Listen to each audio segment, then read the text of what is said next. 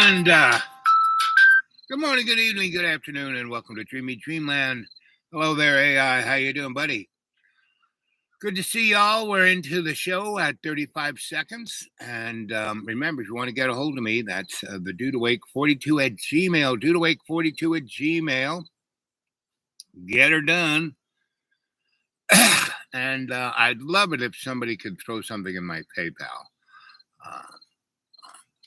Our water went out. It's going to cost $26,000 to fix it. And there's only 4 of us that really use it. The other 35 sites, we're not going to pay any money because we're not there. You know. Right on, humanity. Yeah. So it's always fun. But I'm not worrying. God tells me not to worry. God tells me to be. I'm changing hats from get her done to FBI, right? So all these little things here, right? I was member of all of those movements, right? All of those actions, right? I was there, right? And I always wore this hat because I always represented Jesus at all of those things. Guys, if we're going to do this, we're going to stop this nuclear power plant. You know, we had to have Jesus, right? We're going to stop nuclear war. We got to Jesus. Guys, stop, right? Jesus, right? Otherwise, it's not going to work. But I like this guy.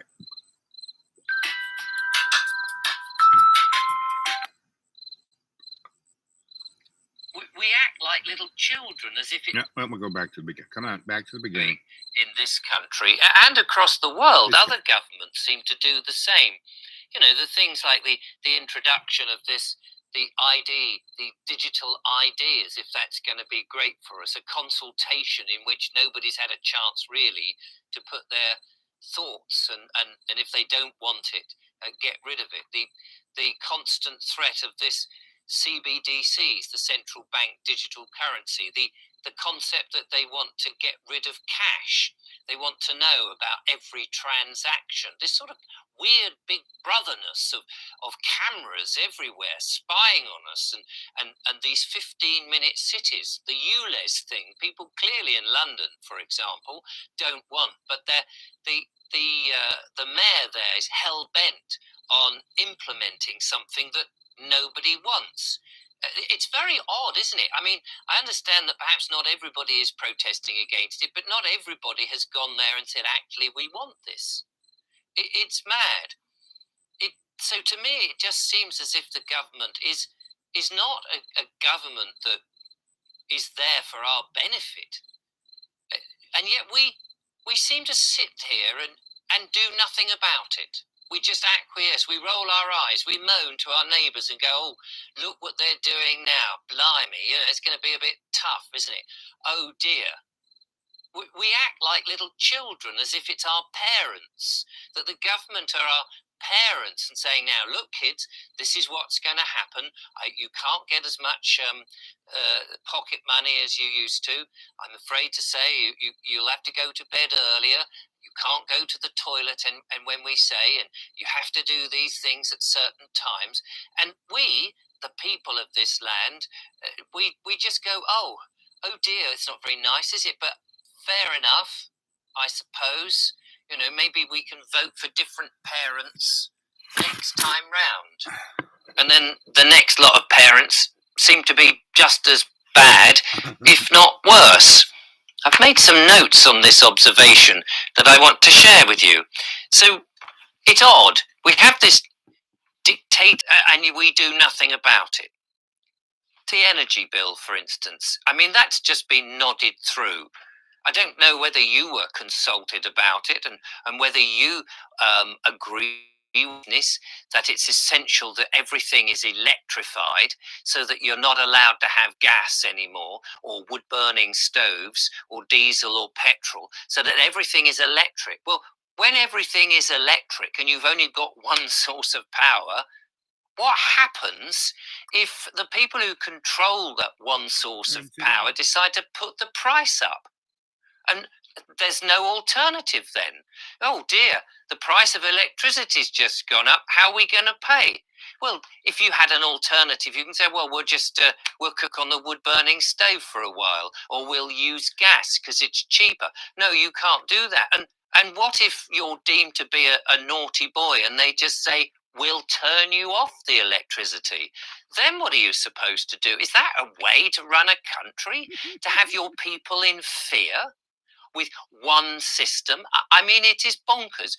And they're saying now that if you don't acquiesce, you can be locked up in prison, which is a nonsense. All for this bizarre myth, man made global warming, in which, even if it was a thing, which I personally don't think it is, it's laughable, and the experts are coming round to that opinion now, slowly and finally. More and more people are beginning to wake up and realize actually perhaps this is not as bad as they make out.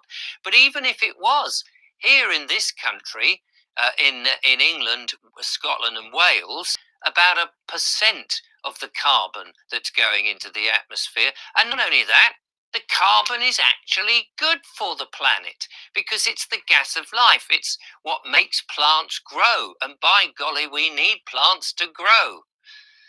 But this again is, we're going to go to this net zero. The government tells us and we do nothing about it. It's mad. But why should we go along with their dictating? And that's the question. Why should we? Back in the day, here I am. Right? I am about 2 months before a Nazi nun murdered me. Grabbed me by the throat. See what a little peanut I was? I was about 4'3". I weighed all of about 60 pounds, and I was always a kind of a slim Jim kind of a guy until I went off to seminary, and they just gave us food that would put the pounds on. We were like cows waiting to be slaughtered, fattened up to be slaughtered. And up until then, when I was just this little guy, even when people would murder me, I nun, and she was a Nazi nun. I mean, she took can you do what I say or else? And she was a torturess at Auschwitz, and she would torture men to death sexually, right? And she was called the milkmaid of pain because she would squeeze men's breasts until they lactated. That mustn't have been fun. And so she was one of those who got out on the rat line. The Vatican kind of bailed out about 1 million pretty nasty Nazis out of Europe to the United States, to Canada, Australia, Central and South America, Mexico, and got them out of Europe, right? And because those folks were ever really found and went to Nuremberg, they would find out, the world would find out how many entities, businesses like IBM and the oil companies and the steel companies and politicians like George H's and George W's grandfather and father, good old Prescott Bush, was trading, making millions of dollars with the Nazis, all during the time that the United States was sending their boys to die in Europe. And that war was more about rejiggering the economic system of the world, right? As our friend was talking to us about, this whole new, reset. Larry Schwab, is going on about. I'm an old guy, I'm in my 70s. I did 7 times already, yeah. And so when the nun grabbed me by the throat and put me up against a concrete wall, and she took her cinder block out of her hand, and bam, she was a lefty, took out the orbit of my eye, broke my nose, broke my jaw, crushed my esophagus, and broke the little stirrup in my ear, so I hear. It's not that I can't hear; I hear differently, which is good. I can hear different. It's like a Doppler radar, right? In my eyes. This eye here. Hey there, puppy dog. Yes. Yes, puppy dog. Yes, good dog. Sit, sit, sit. You gotta sit. You don't get nothing unless you sit. It's a cute little puppy dog, a mommy dog. And there's a daddy dog, I think. Is that a daddy dog?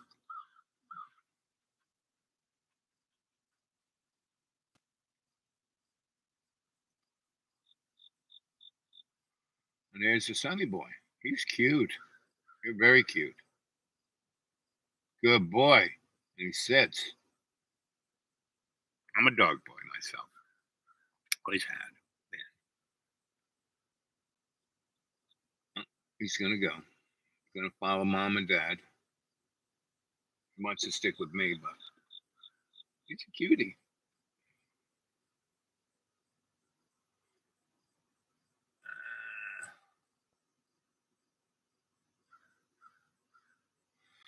Anyway, I'm here at another one of my spots so that I can talk to you from.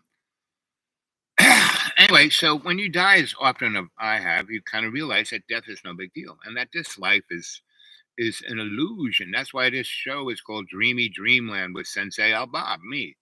And good morning, good evening, good afternoon, and don't believe a word I say, right? Except you should be a firm believer in Jesus.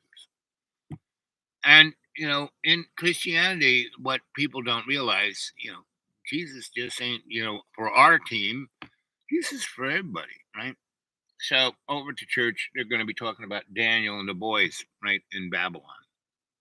And what that was mostly was about, people wanted to know why Jesus always in parables, right?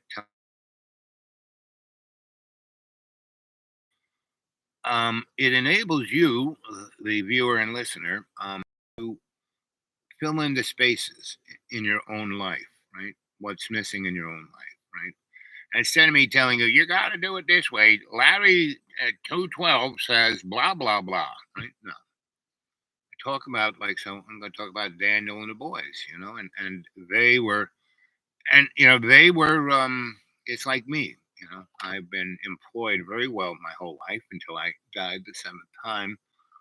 And then my whole life, I had to change my whole lifestyle, right? And so I basically got rid of everything. I live on $400 a month, like a millionaire, right? And I had to, fix this and fix that, and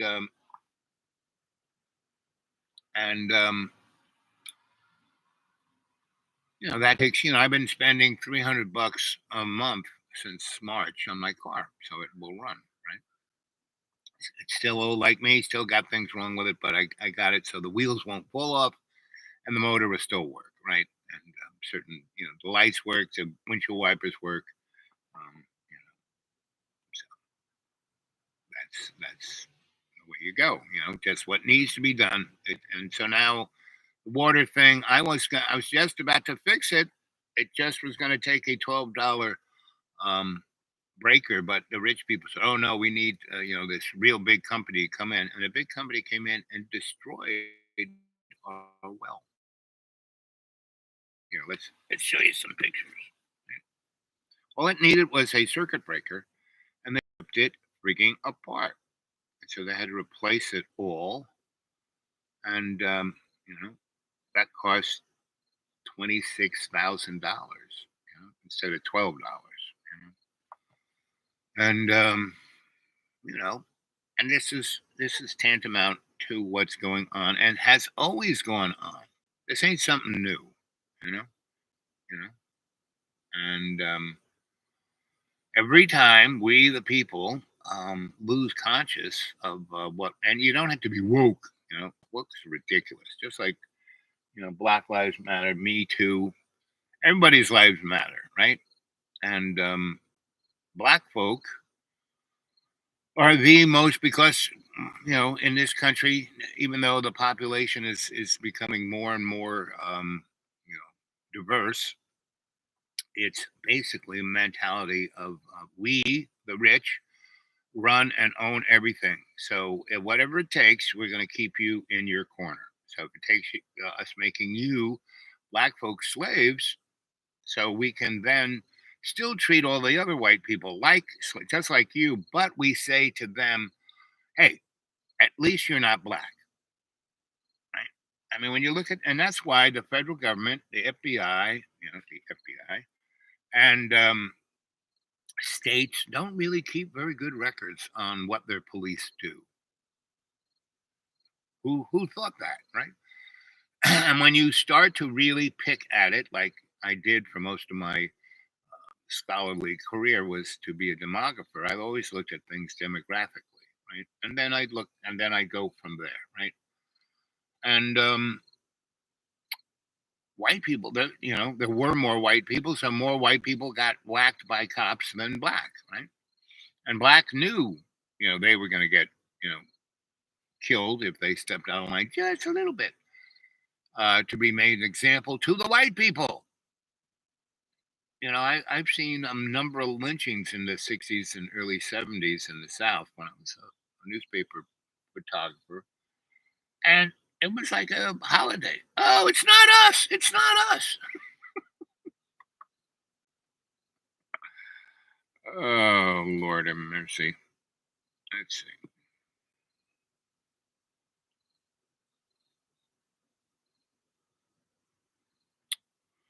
Do, do, do, do, do.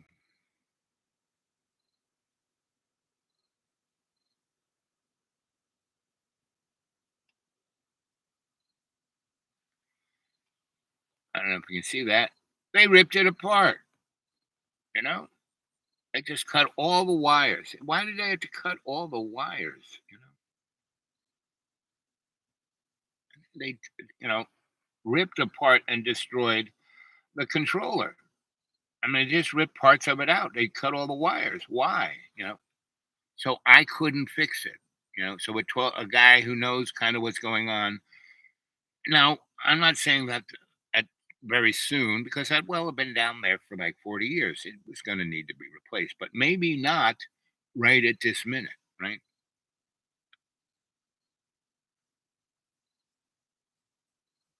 I mean, they just tore it up,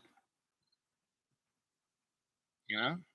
All the wires, they just cut all the wires. I mean, why did they need to cut those wires, rip them out of the pipe and cut them up in 6-inch pieces? Yeah, why do they need that? How is that going to help? Well, what it did was made it so I couldn't fix it. Period. You know.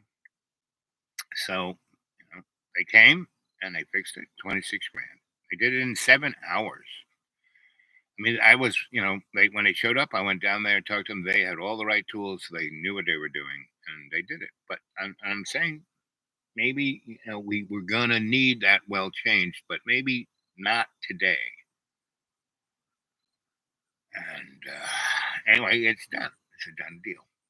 Now I'm gonna do my best to put in what I can because I've been there 20 years plus.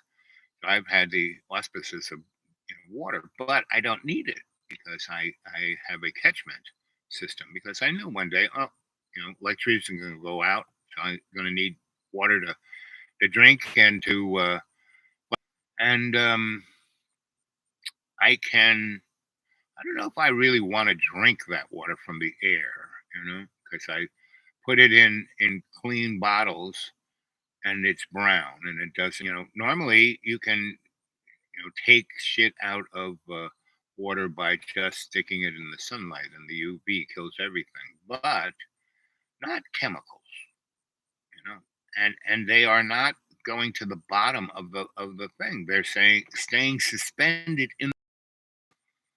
So all of this stuff is like really happening, and no one's paying attention, and they get upset about wokeness, cancel culture, and black like me, and whatever. And those aren't that important, And they're talking about, global warming. Now, 1972 and three, and a little bit of four, but mostly 72 and 73. 71, 72, and 73. I was part of a thing called an NGO in the United Nations, and it was an outgrowth of a program that was in Cooper Union. And Cooper Union, we had some amazing teachers who pushed the envelope and had us students push the envelope. We invented a carburetor and we did it in 16 hours. We invented this carburetor that got close to 300 miles to the gallon of gas. And we were experimenting with putting other things in there other than gasoline. Like we were, putting cheap vodka in there and it was running, right? Because we had another alternator hooked up to a sealed tank that had water in it. We had two electrodes through dialysis. We had that water broken apart by electricity. So we had hydrogen, oxygen, and we fed it into the old type of carburetor that, right, and a little bit of carbon and a little bit of oxygen. I mean, a little bit of hydrogen, a little bit of oxygen would make almost anything burn. And so, and we did that in 16 hours, right? And that worked. My truck drove around on it, and it made the air pollution. My truck looked like it was, burning wood, you know, coal, But after we did this, we took it. It was the first year that the guy stuck the thing in the exhaust pipe and told you what kind of stuff was in your exhaust. And the guy goes, I don't know. I just got this machine. Maybe I'm doing it wrong, but all I'm seeing coming out of your exhaust pipe is water. We did that in 16 hours back in 1970, 71, somewhere. No, no, no. Earlier, 60s, 60, 68, because I was in high school. And anyway, it lasted for about 3 years. They got rid of it. And a number of those guys and gals went on to do other interesting things. And when I came back from my trying to stay away from my draft board finally got a hold of me and said, Al, we don't trust you with a gun. So how would you like to do alternative service? I said, yes, sign me up, buddy. So I did, and I went and worked at Fort Hamilton, and that's where I learned all my healing skills. That's where, and they sent me for 6 years, or it was going to be 6 years. I only lasted 3.5 because we were so progressive, so amazingly. I mean, all these kids were coming back from Vietnam as heroin addicts, and they'd been blown up. They choppered out so they survived. Put in homeostasis so they could survive, but they were missing arms and legs and parts of their heads and stuff like that. And so they would be flown from Vietnam, and if they lived in California on the West Coast, they'd be flown to the Philippines. If they were going to the East Coast, they would go to Germany, and there they would get some operations done because they had some pretty good facilities there, and then they would be brought back to their home and put in a VA, and then they would maybe have more operations, and then we would treat them to get them back into life, right? So on those two big airline rides, from Vietnam to West or East Coast, they got on an airplane twice. That was like a 10 to 15-hour flight. So they'd have like 200 guys in, stacked, little gurneys, and they didn't want them screaming and yelling, so they just gave them a line of morphine. So by the time they would hit home, they were stone cold heroin addicts, just addicted to morphine, to opiates, right? And we developed protocols using acupuncture and other things and psychotherapy to get them off. And we did. We were so frigging successful. And we never used a methadone because methadone was a synthetic opiate. That's not even that. It's like a beta blocker, but it goes into your brain, and it goes to this one specific place that normally nothing goes there artificially, and stays there. And once it's there, and once your body says, "Oh, it's there," you can't get off it. So methadone is a drug you can't get off, and it was known as aldolphamine. It was developed by the Nazis because they didn't have enough sick fucks to do all the crazy shit they were doing, so they needed to get people addicted, and it wouldn't get you stoned, but if you didn't get your shot, you climbed the wall. So you know that's why our government wanted to give virtually everybody who coming back, especially black men, um, methadone, because once they're addicted, the only substitute is heroin or other synthetic opiates, and they're worse.